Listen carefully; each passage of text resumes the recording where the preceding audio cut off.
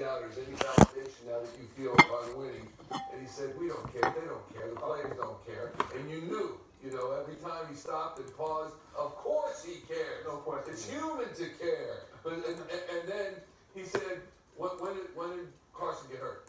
December 10th. Yeah. Well, since December 10th, no one believed we could do it with 13-3, #1 seed, and everybody doubted us. But he said it really doesn't matter what you pointed to the media, right in the media's face. It doesn't matter what you think. It really matters what we think, and I'll go to bat and go to war with anyone in that locker room. And that's that's Andy Reid like it. That's why players love playing for Andy Reid. Yeah, we were talking about that earlier before pregame. Me and Ray. Ray was always said, did you think the coach was a little irritated this week? Like, absolutely. Yeah. He was absolutely irritated. The way he posed the questioning, the way he answered the question, the way he looked at the press conferences. He had a chip on his shoulder, too. And the fact that everybody got them, they believe that it's all locker room material, blackboard material. They want to go out and show everybody, look, we deserve to be right here. We're the #1 seed. Doubt us if you want to, but we know those 53 guys and that coaching staff are ready to come out here and play. All right, let me take a quick timeout. We got Barrett Brooks, Ray Dittinger, Seth Joyner, Governor Rendell, Derek Gunn, John Clark, and Ruben Frank are involved as well. Fireworks going off in the Lincoln Financial Field parking lot. Could be the Wells Fargo Center parking lot. Could be on I-95 going southbound. But everybody is rejoicing in a great Eagles win. We'll hear from more of the players and certainly on the other side. Eagles Postgame Live is presented by CHAR Auto Insurance. See how much you can save at CHAR.com. Driving has always been about one thing: freedom. So why has owning a car become so restricted?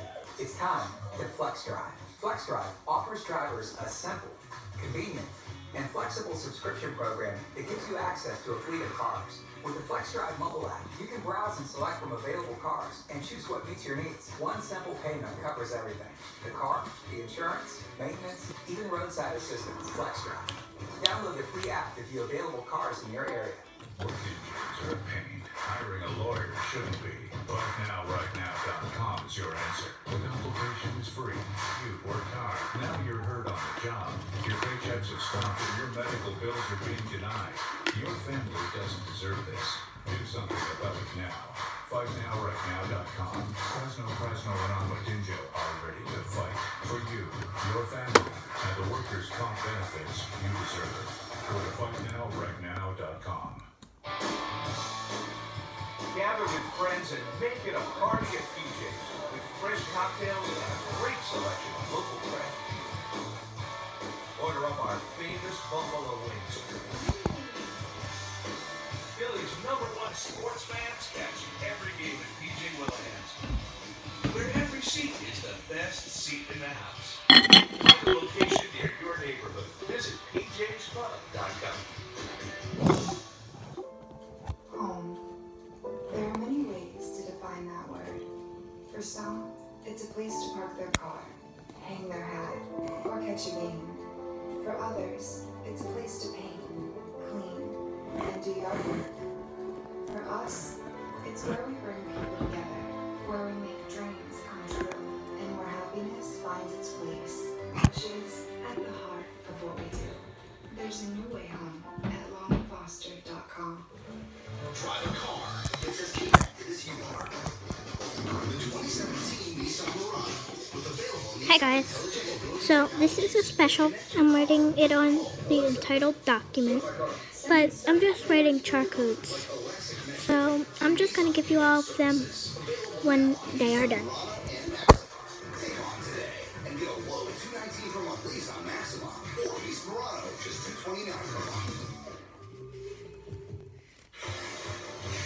Here's our Whoa. quarterback comparison between Nick Foles and Matt Ryan. And as previously mentioned, Matt Ryan was the 2016 NFL MVP. He had gone over the 100 passer rating mark the past 5 games that he had played, playoff games. And tonight, Nick Foles does one better, at least 100.1 for number 9, 86.6 for number 2, 246 passing yards for Nick Foles, 210 for Matt Ryan Foles. What's more remarkable, you might figure 2 or 3 touchdown passes when you're talking about a quarterback as glowingly as we are. Nick Foles didn't have a 1, didn't have an interception either. We're asking you earlier in the week, just manage the game, would that be fine? He did more than manage the game. And he was a strength of the offense, even though he had a couple of overthrows as to be expected. You know, I mean, and we talked about it in the pregame, and I've been talking about it all week. You know, what Doug did is he found something that worked, and he took what the defense gave. He didn't try to force anything. He didn't put them in bad situations because the game was close. I mean, you begin to see Atlanta at some points, you know, get in some coverages and do some things that they don't normally do. And that's what I'm talking about. That's what hopefully you guys can see this. Now you begin to apply that pressure to the that's the first 4. 6 more to go. Play things that they don't like to play. It wasn't spectacular, but I think we all knew going into the playoffs, we don't need for him to be spectacular. What we need is for that defense to play spectacular. And when you look at the numbers that they posted against the number 1, against, you know, the former MVP of the league last year, they stepped up and did what they had to do. But we don't need Nick Foles to be overly spectacular. We just need him to take what the defense is giving you, make the players that present themselves to you, and let the special teams and the defense do what they do. I think one of the things that really bodes well for this team moving forward with Foles is, well, this win is going to do enormous good for his confidence. There's no question. I mean, this is something he can really build on. But even within the numbers in the game, what jumps out to me is he had massive problems trying to get the ball to his wide receivers in the last 2 games, Jeffrey and Smith. With Jeffrey, he had 4 targets, 1 completion in the last 2 games. With Smith, he had 8 targets, 1 completion in the last 2 games. He was 2 for 12 trying to get the ball to those wide receivers. Look at his numbers today. Yeah. You know, he had 5 targets for Jeffrey, 4 completions. He had 4 targets for Smith, 3 completions. He's obviously developing a comfort level with those guys, and he's going to need them no matter who they play next week, whether it's Minnesota or New Orleans. He's going to have to get the ball to those guys on the outside. He had shown no ability to do that in the last 2 games. Today, in some really big spots, he did. I was struck by, and Doug was asked about the field goal that Elliott kicked right at the half to send them in at 10-9, which I do think helped. I do think that was a real psychological lift for that team going into the locker room. I was struck by, that was exactly the same formula for the Giants kick, if you remember. They had virtually no time. They ran the square out to Jeffrey, get you 15, 16 yards, get you just close enough, they're going to kick the field goal. It's the same thing with the Giants did. Got square out to Jeffrey, hitting, 1 second left on the clock.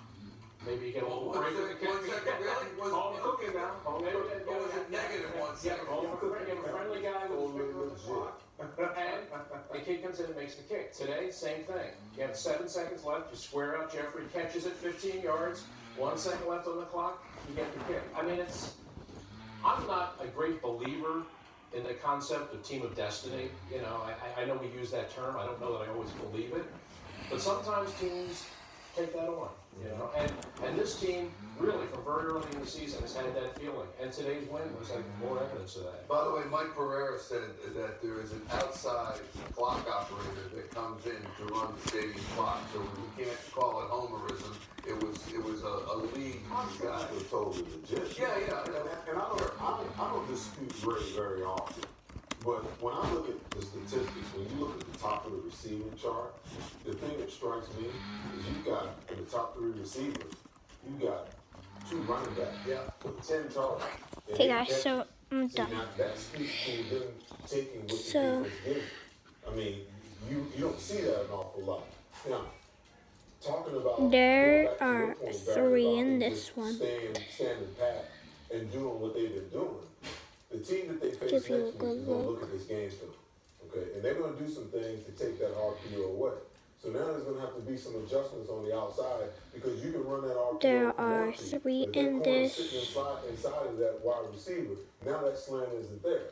So now, where do you go with give the you RPO some time when they begin to to copy play them. So from my perspective, they are going to have to expand it the offensive play just a little bit and do some different things and change So those routes. they are all the codes. Hope you guys enjoyed. I'll be back with tomorrow with 10. Goodbye.